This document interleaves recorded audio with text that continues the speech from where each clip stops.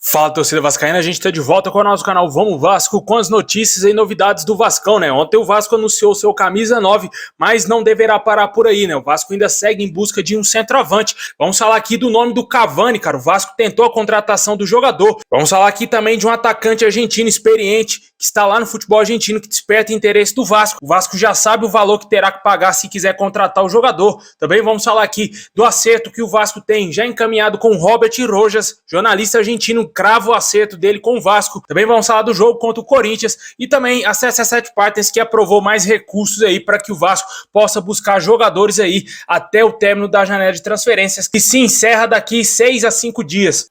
Tudo isso e muito mais agora para vocês, mas antes de começar o vídeo, deixa o like, se inscreve no canal, ativa o sininho aí para você receber os vídeos postados aqui diariamente no nosso canal. Se inscreve, hein, amigo, para ajudar a gente a chegar a 200 mil inscritos nesse ano de 2023. Falta muito pouquinho para a gente chegar a 196 mil inscritos.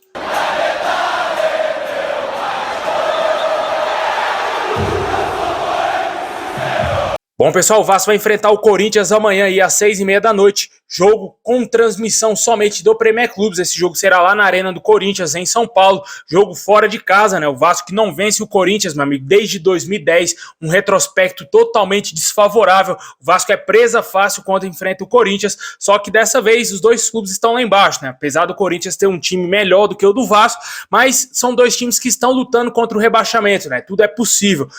Obviamente o Vasco não é favorito, porque o Vasco não vem sendo favorito contra ninguém no Campeonato Brasileiro, mas o torcedor confia que nessa semana o técnico Ramon Dias tenha corrigido os erros e que ele consiga fazer o Vasco jogar mais do que fez naquele jogo contra o Atlético Paranaense, né? Aquele jogo foi horroroso. O Vasco não consegue impor mais o fator São Januário, por mais que não tinha torcedor, mas estava jogando em casa e o Vasco parecia que estava jogando fora de casa, né? Situação difícil, mas vamos ver se o Vasco consegue pelo menos pontuar contra o Corinthians. O Vasco segue ainda na lanterna do Campeonato Brasileiro, com um jogo a menos e 9 pontos apenas conquistados. Para essa partida tão importante, devemos ter aí as estreias de dois jogadores contratados, né? O meia Praxedes, que foi apresentado ontem, chega com um contrato até dezembro desse ano, vindo de empréstimo do Red Bull Bragantino, e também o centroavante paraguaio Sebastião Ferreira, né? Que veio lá do Houston Dynamo por empréstimo até o final dessa temporada também. Ele será o nosso camisa 9, o Vasco já anunciou oficialmente essa contratação e ele deverá estar à disposição do técnico Ramon Dias para a partida de amanhã, e todas as escalações, prováveis escalações, dão como certa a entrada dele no time titular. Muito possivelmente o Vasco deverá entrar em campo com o Léo Jardim, com a zaga aí com 3 zagueiros, cara, Miranda, Léo Pelé e também um Capasso, os laterais ganhando um pouco mais de liberdade, né, com o Pumita Rodrigues e o Lucas Piton mais avançados, o meio campo com Jair, Medel, Praxedes e o ataque com o Figueiredo e também o Sebastião Ferreira. Esse será o provável Vasco que vai enfrentar o Corinthians amanhã às 6h30 da noite. Como eu disse, jogo fora de casa. Quem sabe pode ter pelo lado do Vasco a lei do ex, né? Temos lá o Lucas Piton, que passou pelo Corinthians, né? Quem sabe ele não desencante. Mas depois de ter perdido aquele gol contra o Internacional, meu amigo, acho bem pouco provável que o Lucas Piton vai fazer um gol aí na sua carreira como jogador profissional. Deixa aí nos comentários aí o que você espera da partida de amanhã, se você acredita aí na vitória do Vasco. Na minha opinião, pelo que o Vasco vem jogando, o empate tá de bom tamanho, porque é um jogo fora de casa e não deixa de ser bom pontuar, né, cara? Por mais que o Vasco tenha a obrigação de vencer por estar na posição ridícula, que é hoje a 20ª colocação, lanterna da competição, mas o retrospecto do Vasco contra o Corinthians é muito desfavorável e o Vasco, obviamente, não é favorito a ganhar do Corinthians, né? Vamos torcer, quem sabe aconteça um milagre, o Vasco consiga vencer o Corinthians. Deixa aí nos comentários qual é o seu palpite. Vamos chutar aqui, meu amigo, 1-0 Vasco, gol do Sebastião Ferreira, já fazendo a sua estreia e fazendo seu primeiro gol em 2023, porque lá no Houston Dynamo, em 13 jogos, ele não fez nenhum golzinho.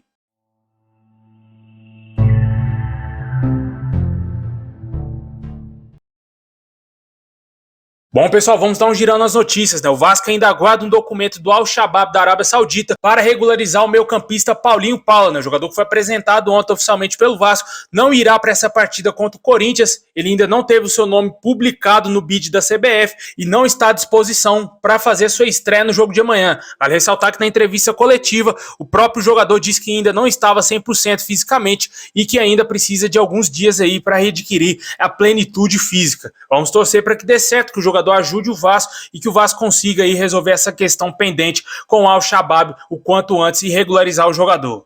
Bom, pessoal, de acordo com o Globoesporte.com, a 77 Partners aprovou mais recursos para que o Vasco possa buscar jogadores nessa janela de transferências, né? O Vasco ganhou um fôlego financeiro aí para investir em reforço nos últimos 5 dias de janela. Uma reunião emergencial com a 77 Partners aconteceu na última terça-feira, a gente falou sobre isso aqui no canal. Foi aprovado aí a liberação de mais recursos para buscar jogadores até a próxima semana. Para ressaltar que há informações que dizem que o Paulo Brax está trabalhando 21 horas por dia, cara. Será mesmo? Difícil de acreditar, né? Pela lentidão que o Vasco tem aí, nem se ele trabalhasse 24 horas ele iria conseguir resolver os problemas do Vasco, né? O Vasco já havia separado uma pequena parte do orçamento da primeira janela de transferências para investir agora em julho, mas com péssimo desempenho em campo, a necessidade de mais reforço, o Vasco precisa aí de mais grana, né? Precisa de mais dinheiro para preencher as carências no elenco e contratar bons jogadores que valem a pena, né? De acordo com o Globoesporte.com, o Vasco apresentou propostas aí pelo atacante Michel Santos, lá do Tajeres, né? Que não virá mais pro Vasco. O Vasco não quer negociar mais com o Tajeres, desistiu dessa negociação. O time argentino pediu garantias bancárias, o que o Vasco não pode dar, e infelizmente a negociação melou, o jogador não será reforço do Vasco. Quem está perto de fechar com o Vasco é o zagueiro Robert Rojas, do River Plate. De acordo com a imprensa argentina, o jogador é novo reforço do Vasco, já tem um acerto já bastante encaminhado com o Vasco, e o jogador chegará por empréstimo de 1 ano e com obrigação de compra de 3,5 milhões de dólares por 60% dos direitos do jogador. Além dessa contratação, o Vasco ainda segue em busca de um meio-campista, tentou o Jorge Carrascal, o valor não agradou o CSKA Moscou e a negociação emperrou totalmente, e é praticamente zero a chance do Carrascal ser meia do Vasco, e o Vasco segue ainda buscando um nome aí, um tão sonhado camisa 10 no mercado, né? Vem encontrando inúmeras dificuldades, além de ter dificuldades aí financeiras.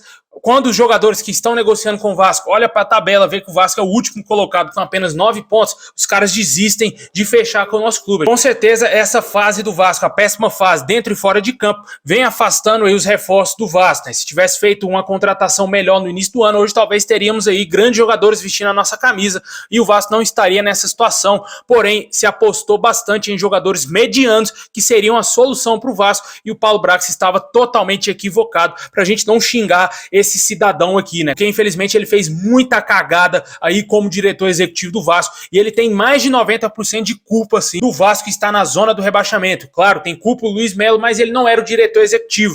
O Paulo Brax que foi que buscou esses nomes, o Paulo Brax que traçou as contratações e fechou com esses jogadores fracos que estão vestindo a nossa camisa hoje. Olha a porcaria de lateral direito que o Vasco tem hoje. Esse Pumita Rodrigues é uma vergonha, esse lateral, cara. O Paulo Brax trouxe o cara achando que era o melhor lateral do mundo, que era o novo Cafu uruguaio, né? Infelizmente, o que a gente está vendo hoje é um lateral fraquíssimo. Na minha opinião, poderia buscar até um garoto da base, cara. Na base aí do Vasco tem muito lateral direito bom aí, mano. Poderia subir aí um garoto e colocar como titular aí pra testar. Porque, sinceramente, mano, Pumita Rodrigues foi uma negação total, enganou geral no início do ano. Tem gente aí que defende bastante o jogador só porque o cara é gringo, né? Deve achar que ele vai virar um craque de bola ainda, mas na minha opinião ele não joga nada, cara. Fraquíssimo esse lateral. Ainda pra piorar, o Vasco ainda deve o Nacional do Uruguai a esse jogador, né? Lamentável.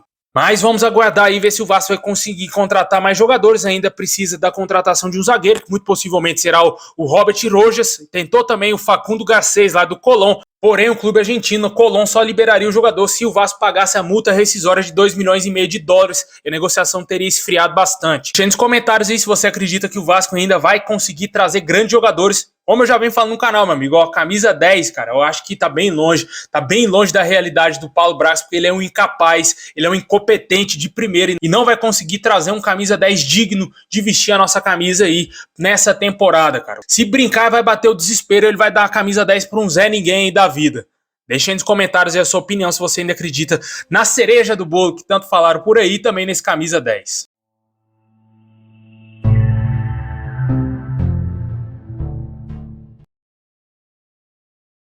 Bom, e para fechar o nosso vídeo, vamos falar aqui da busca por mais um centroavante, né? Como a gente falou, o Vasco ontem contratou o seu camisa 9, né? O Sebastião Ferreira, foi oficializado pelo clube, mas o Vasco ainda tenta buscar um outro nome aí para ser a sombra ou talvez ser o titular da equipe do Vasco, né? De acordo com o canal Atenção Vascaínos, o Vasco tentou a contratação do centroavante Cavani, aquele mês da seleção do Uruguai, que passou pelo PSG, Manchester United, que estava no Valência na última temporada, porém a negociação não foi adiante, o Vasco fez a proposta assim para contratar o jogador deixou bem claro claro que não quer jogar no lanterna do Campeonato Brasileiro, negou totalmente uma possibilidade de se transferir para o Vasco. As informações que a gente tem é que o Cavani está muito perto de ser jogador do Boca Juniors, né? É o que eu venho falando, né? A situação do Vasco no campeonato é ridícula e jogadores do nível de um Cavani nunca vai querer jogar num clube fraco, pequeno, como o Vasco está hoje, né? O Vasco hoje é um time pequeno, já foi grande, hoje é um time pequeno, insignificante, ninguém leva o Vasco mais a sério. Essa é a grande realidade que o vascaíno não gosta de ouvir, mas é a verdade, cara. Hoje o Vasco é um time insignificante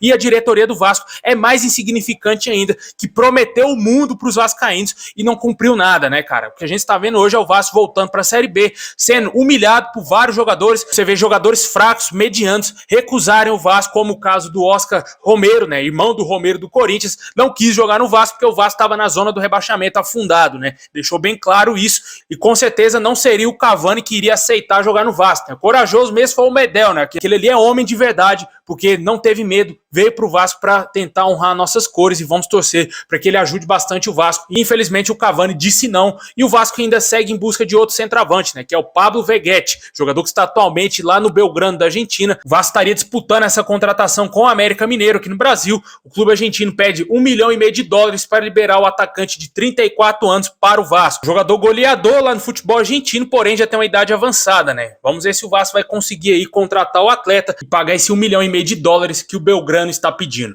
Deixa aí nos comentários aí se te agrada a possibilidade do Vasco contratar o Pablo Veguete e o Cavani, que recusou o Vasco devido ao Vasco estar na lanterna da competição.